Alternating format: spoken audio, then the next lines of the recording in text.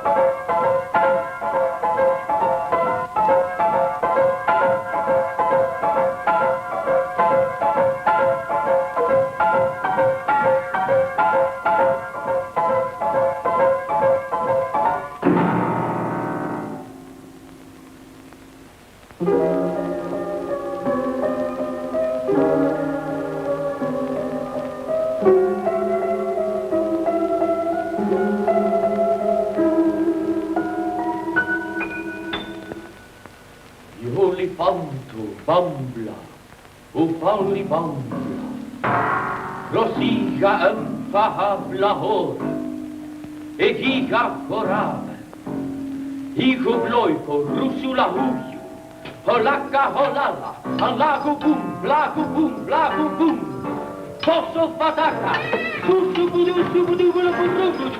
asavatusha, data baluca, tuta calma.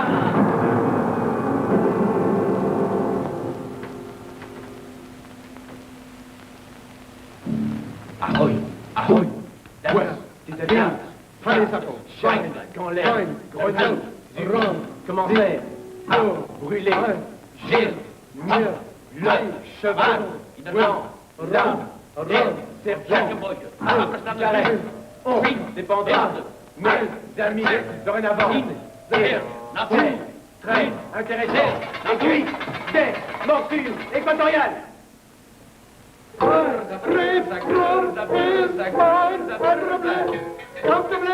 Dimanche, deux éléphants sur l'âme, les l'on lève. Au trésor, de vin télégraphique, natation.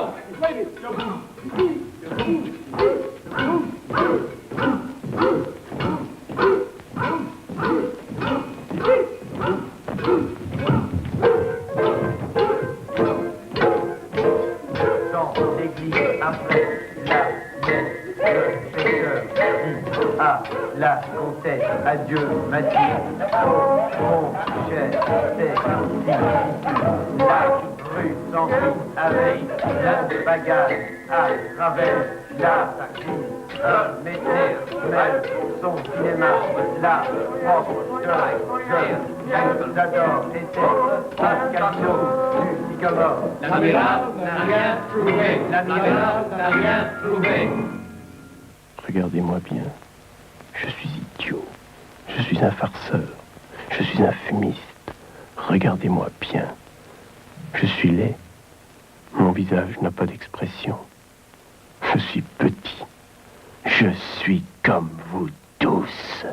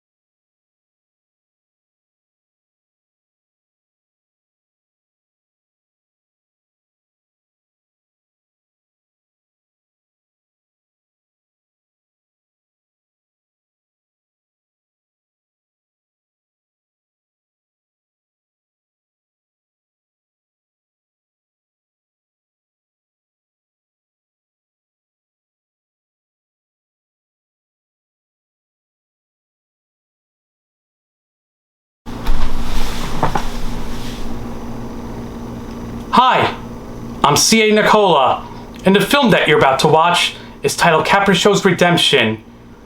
Capricho is a character that I developed from my several years of training in clown, improv, stage combat, and acting. This is the third in a series that I hope to keep on growing through the years. I wrote, directed, and starred in this film, along with several other performers that I've met through the years, and several are friends of mine as well. I want to keep on growing this and breaking the stigma of clowning that is in modern times shown in movies, seeing clowns in a negative light, most times depicting as villains. I want to show clowns as being the heroic characters, and I also want to show clowning is far more than just the makeup or the big red noses that many today perceive clowning as. This shows many great skills in performance art from many of the different performers in this cast, as the film is silent, so we have to use our bodies to do the talking.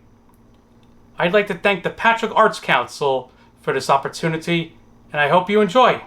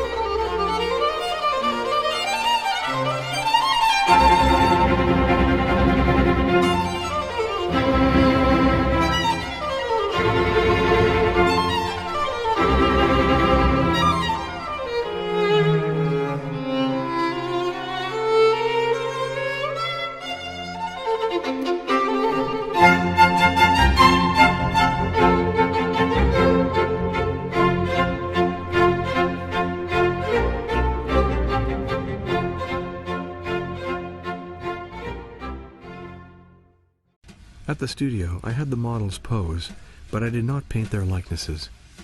Their presence provided me with a sensual climate which stabilized the pictorial climate. Seeing the splendid monochromes I executed from their poses made them laugh. One day I understood that my hands, my working implements, were no longer sufficient. I would have to take the model herself and paint the canvas. I needed living brushes. It was not erotic folly. It was even more beautiful.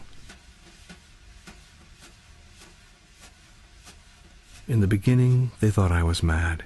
After, they were irresistibly drawn to our work together. A few days later, on the Ile Saint-Louis in Paris, a strange ceremony took place. Alors, aujourd'hui, nous allons faire quelque chose d'assez spécial. Ce sera une toile quand même assez violente. Klein threw a big canvas on the ground, emptied several gallons of blue onto it, and the model rolled in it. Alors, allez-y, passez la couleur, n'est-ce pas? C'est ça, oui. Bien en rond sur le ventre, et puis alors sur la cuisse, là, n'est-ce pas? C'est ça sur les seins, oui. C'est bien sur le ventre, c'est bien. La cuisse, oui, ça va, oui. Bon, eh bien, allez-y. Bon, très bien. Alors, mettez-vous bien en présence de la surface, hein. Regardez bien. Vous allez vous appliquer, l'épouser complètement, c'est ça, oui, très bien. Très fort, un contact constant, hein. Bon, voilà, tournez, très lentement, appliquez-vous bien. Toutes les formes doivent épouser la surface. Très bien, c'est ça.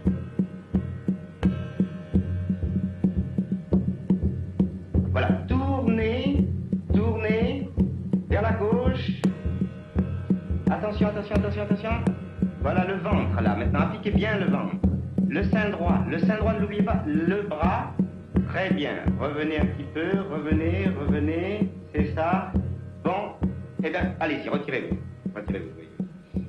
Ah, ça, alors, il est très, très beau. C'est vraiment, ça, nous avons fait. Il pittore cecoslovacco Yves Klein è pronto. La musica gli ha dato la carica. Queste modelle che si stanno spalmando di vernice sono i pennelli umani con i quali tra poco Klein darà una forma e un colore alla sua febbre creativa.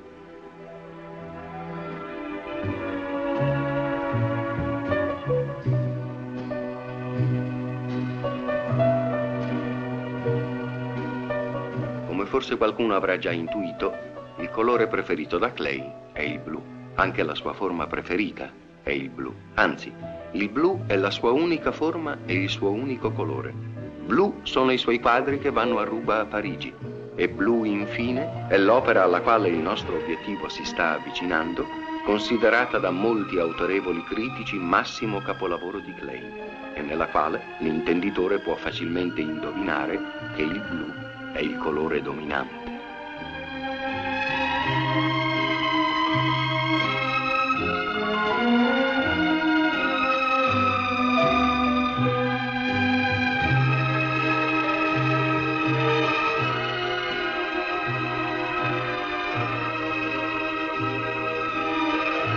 Grondanti di blu, i pennelli umani vanno a lasciare la loro impronta sulla tela, mentre Klein li guida da lontano con il fluido del suo genio creativo.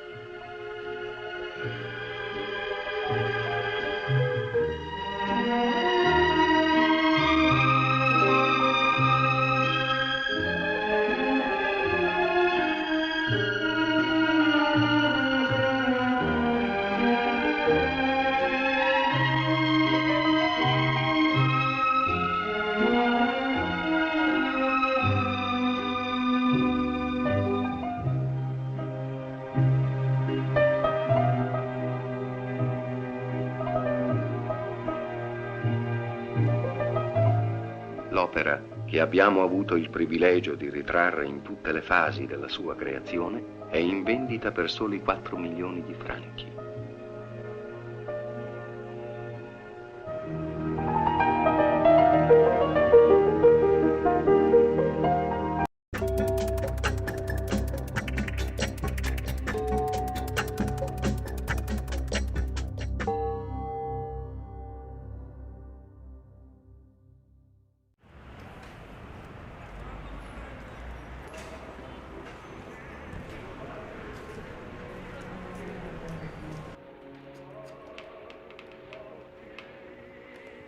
Growing up in New York, I was very lucky to be living near museums, and I remember going to MoMA and going to the Metropolitan Museum, and I remember the first time I ever went to the opera. It was a Wagner opera. I went with my mother, and I remember I had toys that I was playing with. I just remember the Valkyrie, the women dressed in armor. Big women with horns on their head. then later, when I was a little bit older, for instance, I was lucky enough to see a Balanchine piece, Afternoon of a Faun, with Tanaquil Leclerc.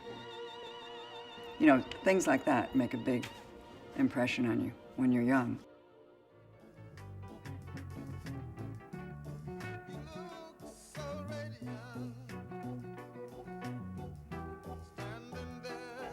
I wanted to develop my own language, and the minute I started performing, I began to invent in a different way. Through my body movements, through how do I use music, sound, and three-dimensional space. I was very interested in film and how to translate my work into another medium so that it would not disappear.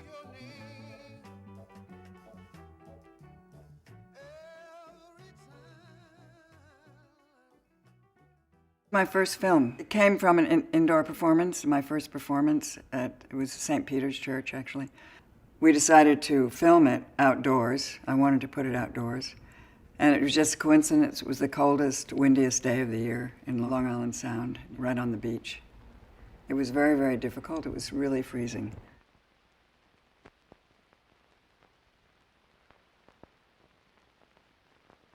I went there with a group of young artists who were my friends, and we worked together.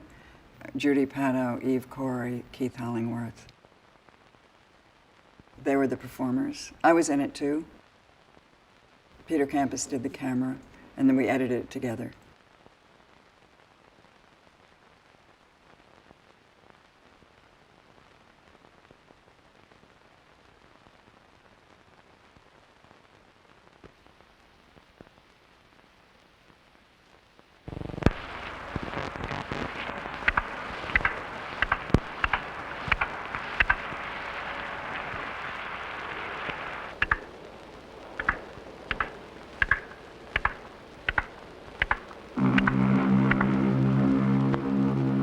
In some of my pieces, there are other artists, like the outdoor piece, Song Delay.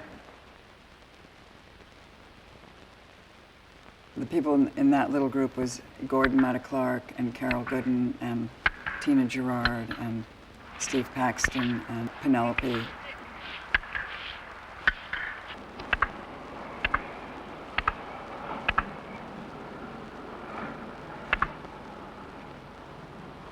I'd set it up and give them all kinds of props and objects or tasks. Kirk, here comes the helicopter again. Let's hurry up and do it. It's be here in a minute. For instance, Gordon and Carol just painted a circle and a line. That's what they did. And then they walked back and forth with a stick. Penelope, I gave her the sticks to play with, and she stuck them in her pants and did a little dance. So people both followed directions, and then they played with the objects. So it was very playful, and people had more time. And I'd say it was a more relaxed kind of atmosphere. In a way, we all helped each other and worked together, and people really enjoyed being in other people's works. You know, everybody had time to do that. In the 60s and 70s. It was comparatively easy to do a work outdoors. You didn't have to get permission. You could just go there, and there was many interesting sites, like the place where I performed Song Delay. I first did it at Jones Beach, but then brought it to Chambers and the west side, right on the river. And the piers were still there. It was beautiful.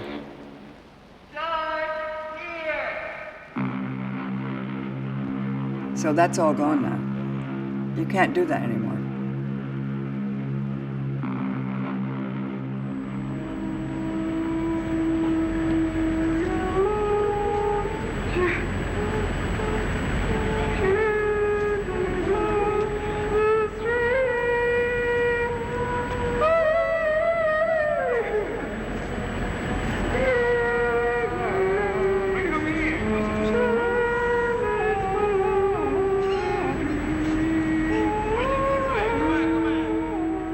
Then another time later in 1976, I went down at night with Pat Steer and Andy Mann, and we just improvised for the camera in the streets in Wall Street. Can't do that anymore either. You know, so that whole playfulness is gone. It's not something I do so easily anymore.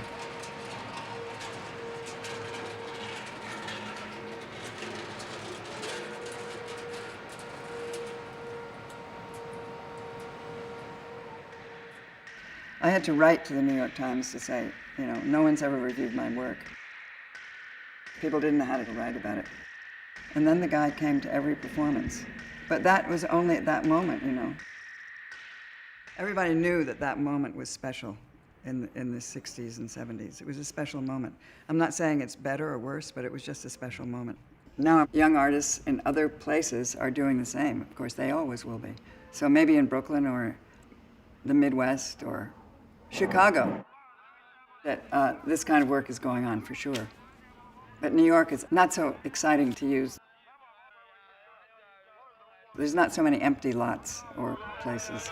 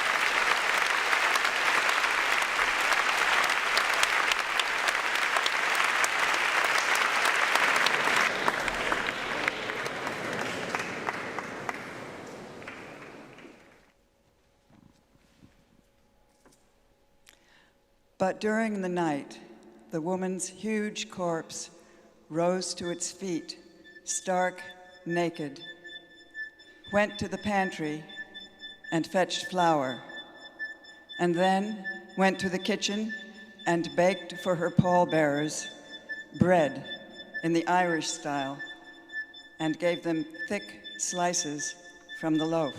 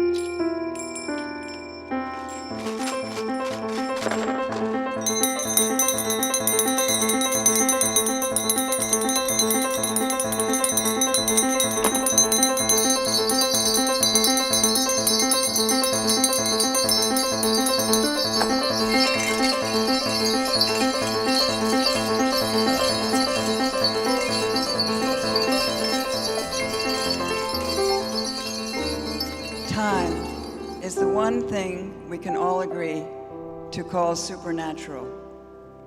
It is at least neither energy nor matter, not dimension either, let alone function. And yet, it is the beginning and end of the creation of the world.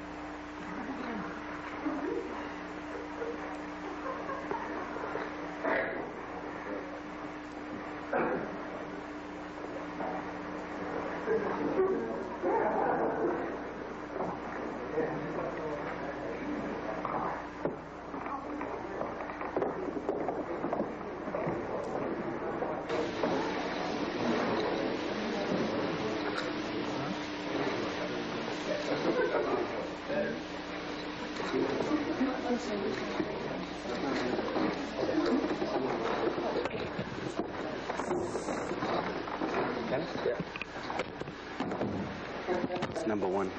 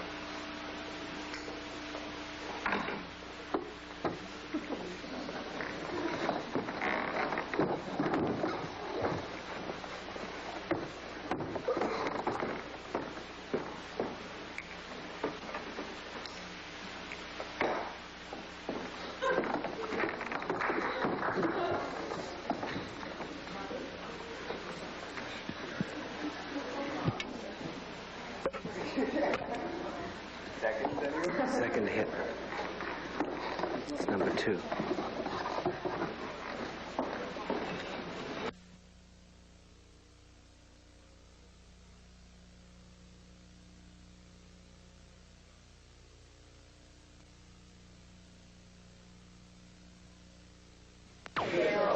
Oh. Very delicate. It might take some time. Oh, not too long. I don't want to cut it.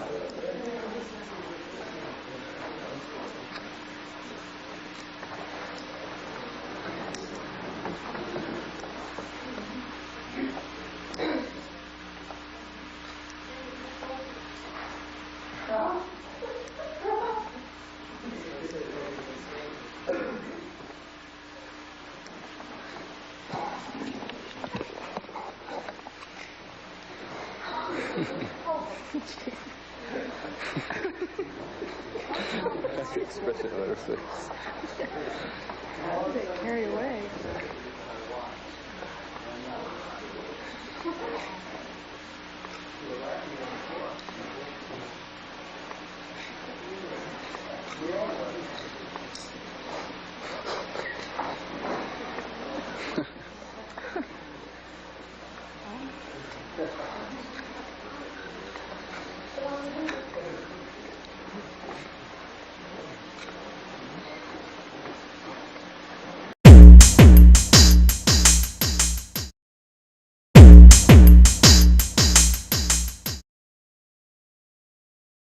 Ich habe studiert in Hamburg an der Hochschule und es wurden eigentlich von den Studenten neu entdeckt Polyester. Und Polyester, diese 2 Komponenten, Mischung, die, wo in dieser Zeit keiner wusste,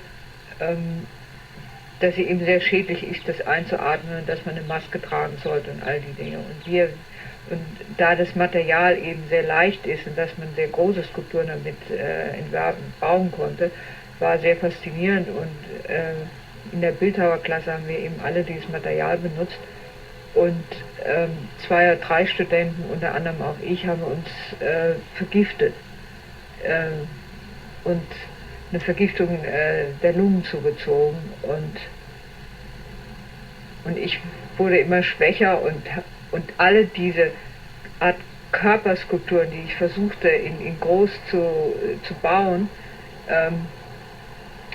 mit der Schwäche, die ich entwickelte in meinem eigenen Körper, wurden unmöglich. Und ich war dann teilweise in einem Krankenhaus und in einem Sanatorium. Da fing ich an, diese ganzen Ideen, die ich hatte, die ich in Polyester gießen wollte, auf meinen eigenen Körper oder auf Körper von Freunden zu beziehen. Oder die Erfahrungen, die ich machte, indem ich gefesselt war an ein Bett, anderen anzuvertrauen und die eigentlich diese Erfahrung mit mir machen sollen. Und schon eigentlich bei einer der ersten Körperskulpturen ging es darum, den Kontakt zum Raum herzustellen. Und das war eigentlich diese Arbeit Armextension, wo von einer Freundin von mir ich die Arme versenkte in diese roten Stümpfe und sie fesselte. Und eigentlich war sie dazu zum erdgebundenen Objekt geworden.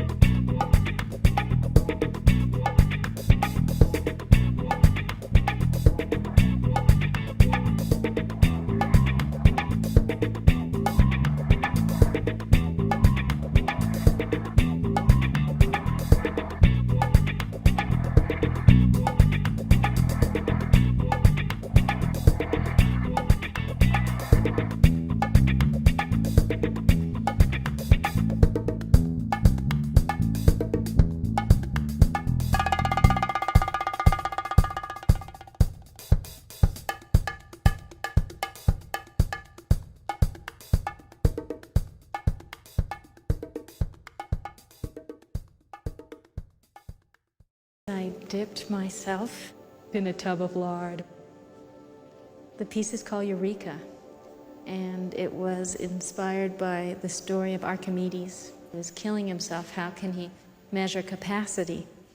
Well, he's in the bathtub one night, and he realizes that his body is displacing the water in the tub. He gets very excited, jumps out, and screams, Eureka. It seems to me that Archimedes' body was the tool for the experiment, just as my body is the tool for making.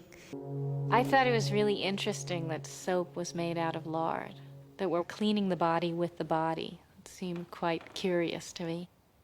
So I had this idea that I would make a replica of myself in chocolate and in soap, and I would feed myself with myself by licking the chocolate and wash myself with myself. And that's why I do these kind of extreme acts with my body. I feel that the viewer has a body too and can empathize with what I put myself through to make the artwork. To me, so much meaning is in how we choose to make something, both in art but in all objects that we deal with in our lives.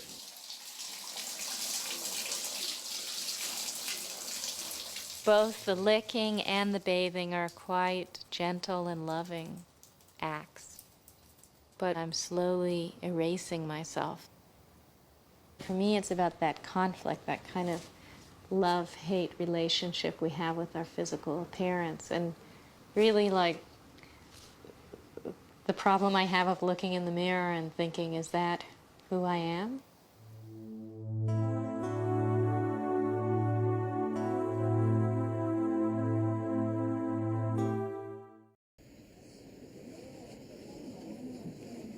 And that's why I do these kind of extreme acts with my body. I feel that the viewer has a body too and can empathize with what I put myself through to make the artwork. To me, so much meaning is in how we choose to make something, both in art but in all objects that we deal with in our lives. I kind of think of the work as like the viewers coming in on the scene of a crime, and I've left all these clues for them to uncover.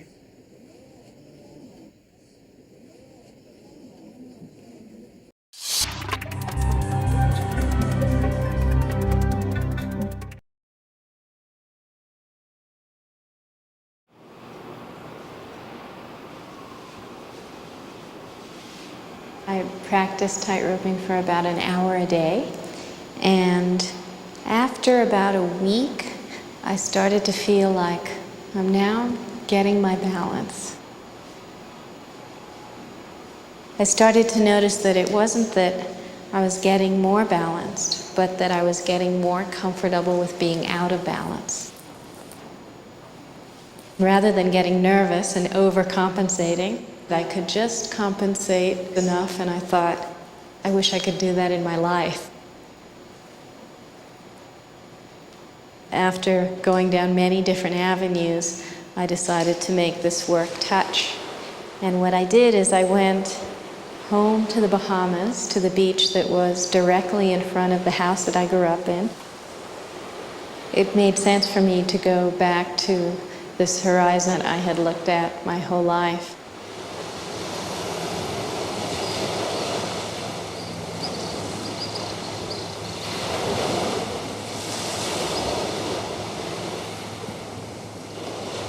I thought it would have much more tension if I could walk along the rope, and as it dipped, that just for a moment I would touch the horizon.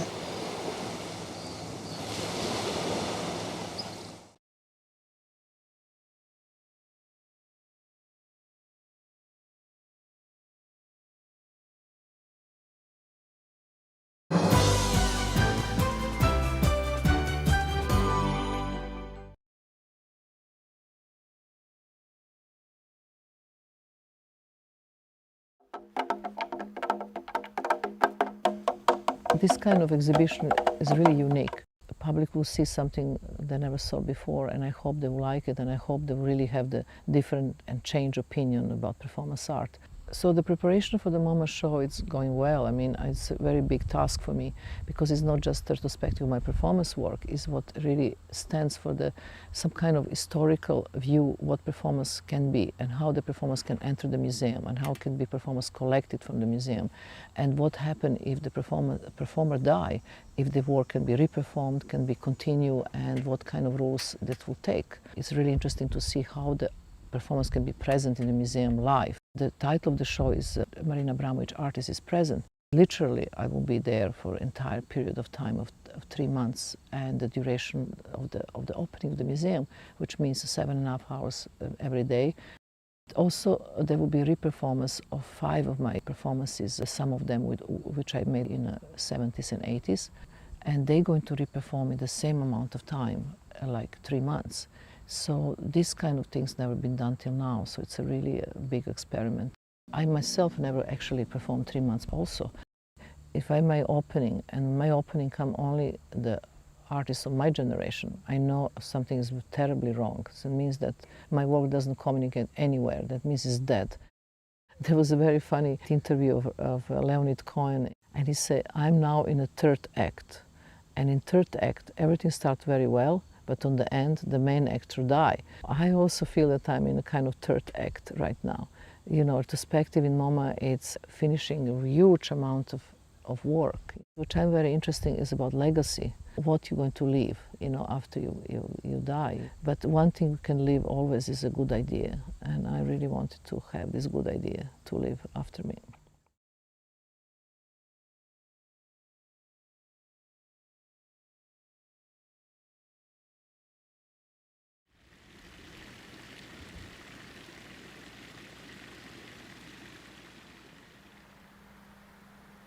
Cranbrook Academy of Art is where I did my graduate studies. It was a bit shocking, I think, at the beginning, because I was the only minority there. This is in 1988. I just considered myself another artist out there amongst my peers. And I think it was difficult because it was the first time that I was confronted with my identity as a black male. My mother told me when I was like 8 years old the complexity of what I would have to deal with. So knowing made me think I've got to build a thick skin. I've got to be able to operate in a world that could work against me as opposed to for me. What do I do with that? I have been racially profiled. I'm walking home with my portfolio from teaching. I am surrounded by undercut cops saying lie down on the floor because the convenience store was robbed down the street. That has been my reality. Get it together up here. Psychologically, I have to really get it together. And I just have to get quiet to put it in perspective and to sort of not lash out in rage. And if I do, lashing out for me is creating this. All of that becomes the impulse to create.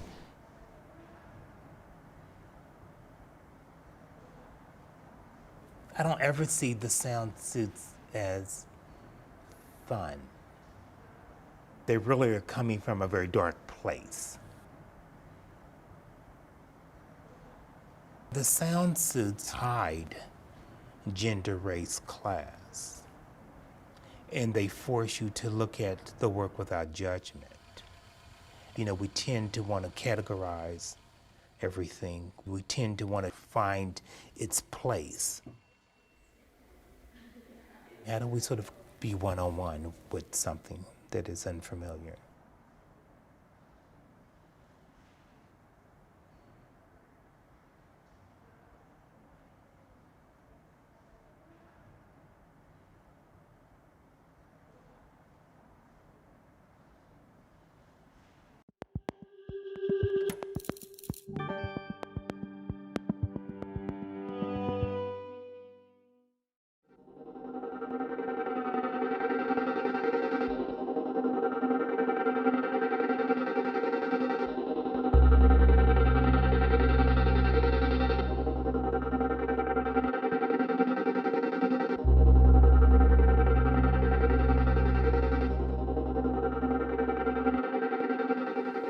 This place of dreaming within my work really is the place that I find that I exist in most of the time. You know, it's just a sort of amazing state of mind. It is about dreaming for the audience, but I've got to be able to set up those parameters. What do I need to sort of put in place to allow you to dream?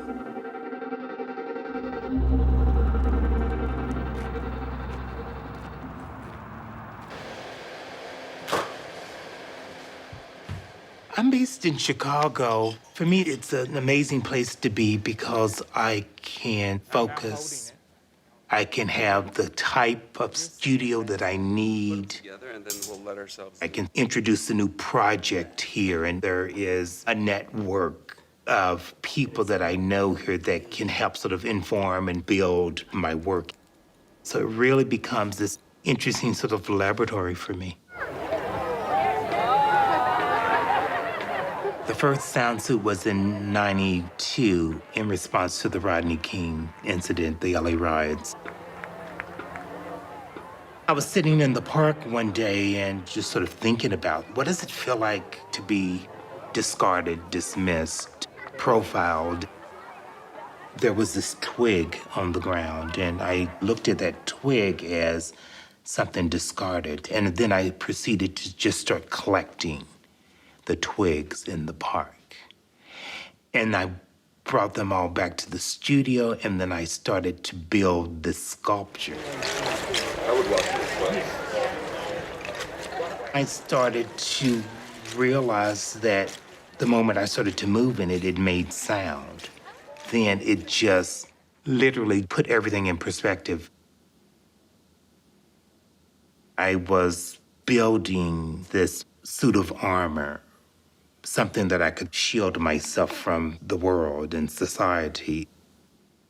And so out of that came this sculpture, performative kind of work. I think after the first sound suit, I had a different approach to art making, and I realized that I was an artist with a conscience. The moment I did was the moment that my life literally turned upside down.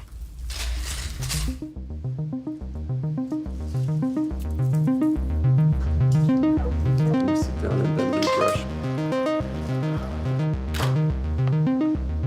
I think it's just me kind of experimenting. It's like, you know, a scientist exploring alternative ideas. How's it look? Oh my God, it looks amazing. I want it to be not necessarily something that is defined. You know, like with the sound suit, I don't draw any of them. If there's areas that are like bad, like put a yellow pen. Okay. I work hard, but I'm one single individual. It was just too much. And so I had to hire 3 full-time assistants.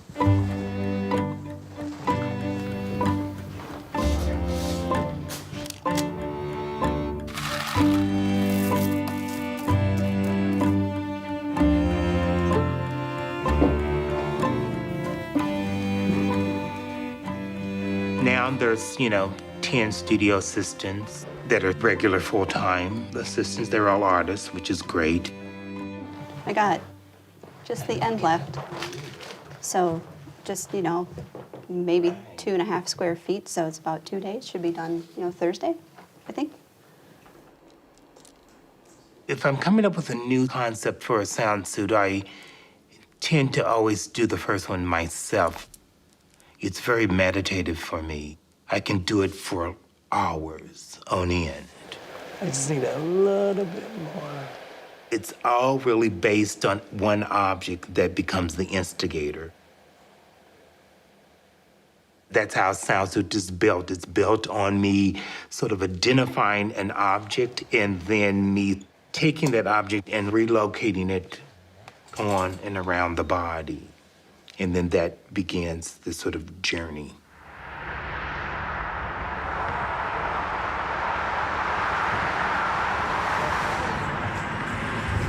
metal flowers. A lot of metal flowers. We just did a road trip looking for materials for the body of work that I'm working on currently.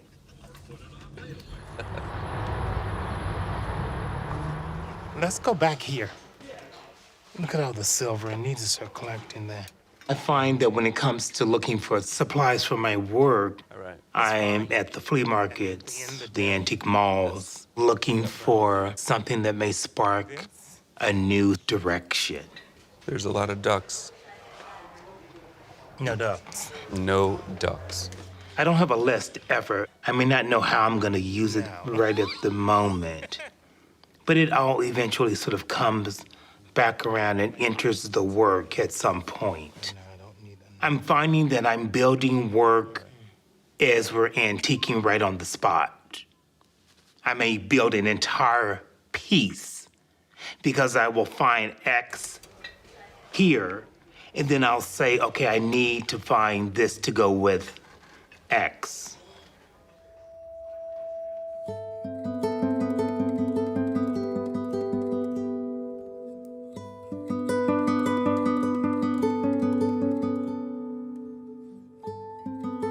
All of this kind of stuff is nostalgic. It's this place that we want to sort of remember.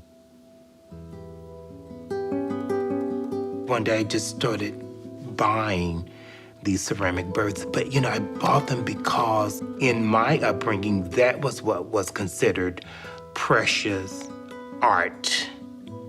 You know, it was kept in this china cabinet. And that was my way of staying connected to my grandparents as they were getting older. And it was my way of honoring and sort of celebrating how they influenced my upbringing and my life.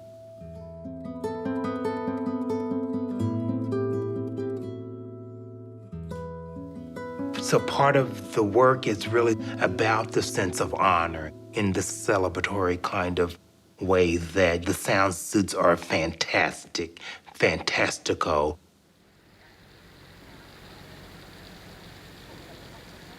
I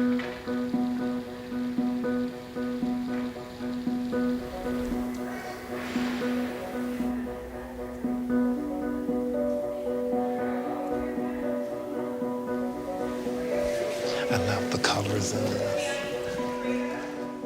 I'm very much interested in being able to create these concepts that I can immerse myself in. Cranbrook Art Museum really became the core of this immersive experience. From that core were these satellite experiences that were built around performance activity. More trotting, more personality, more character, yeah? More energy, more energy, more energy. There can never be enough energy. One of the performances at Cranbrook was really working with the Detroit School of Arts, which is a public high school. I think dance has always been a real critical part of my practice.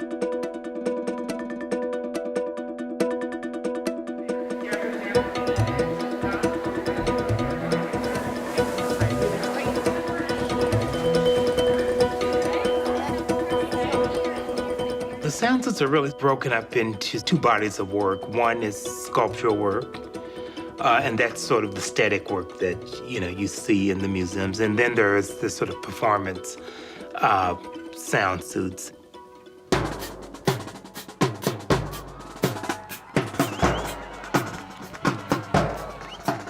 When producing a project of that scale, all of these components and parts and elements, it's like building a collage.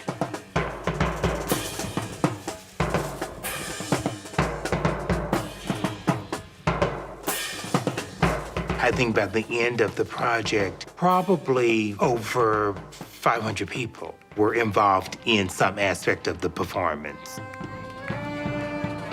That's what we were interested in making happen in Detroit. How do we get people out of their communities and engaged with the arts?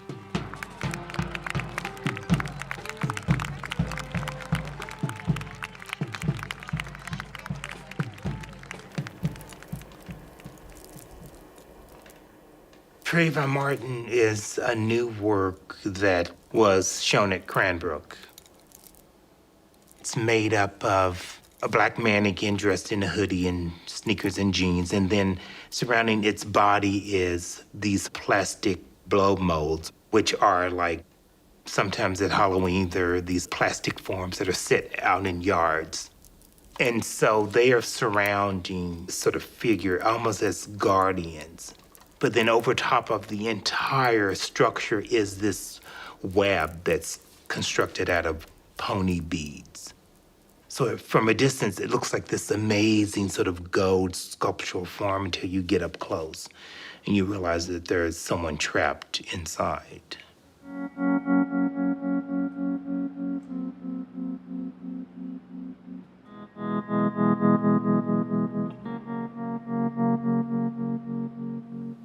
It's very, very disturbing what's going on right now politically within the Black community. Not only Chicago, but around the country, what's going on with police brutality and these unarmed Black men that are being killed.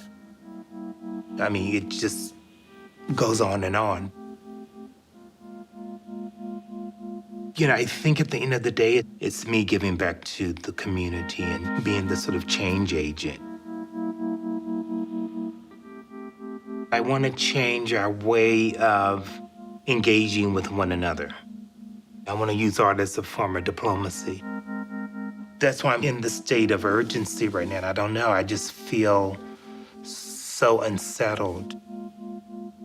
I'm doing what I'm doing, but I'm not sure if it's happening fast enough.